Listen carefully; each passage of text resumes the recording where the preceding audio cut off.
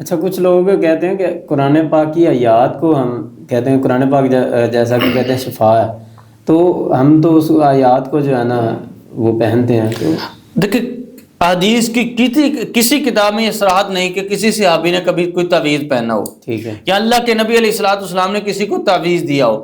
اگر تعویذ پہننا جائز ہوتا تو اللہ کے نبی صحابہ کو دیتے، بلکہ آپ کے پاس صحابہ آیا کرتے تھے۔ عثمان بن نبی العاص آئے، اللہ کے نبی میرے جسم میں درد ہے۔ ایک صحابی آئے، اللہ کے نبی مجھے یہ مسئلہ ہے، تو اللہ کے نبی نے دعائیں بتلائی ہیں۔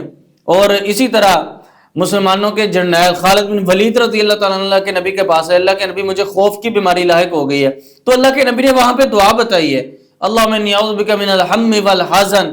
ایک صحابی اللہ کے نبی کے پاس ہے، اللہ کے نبی جب سے میں مسلمان ہوا ہوں میرے جسم میں دردیں شروع ہو گئی ہیں، تو آپ نے تو نہیں بتایا کہ یہ تعویذ پہن لو دردیں ختم ہو جائیں گی، بلکہ آپ نے فرمایا کہ تم یہ دم کرو۔ اللہ کے نبی نے دم بتایا ہے۔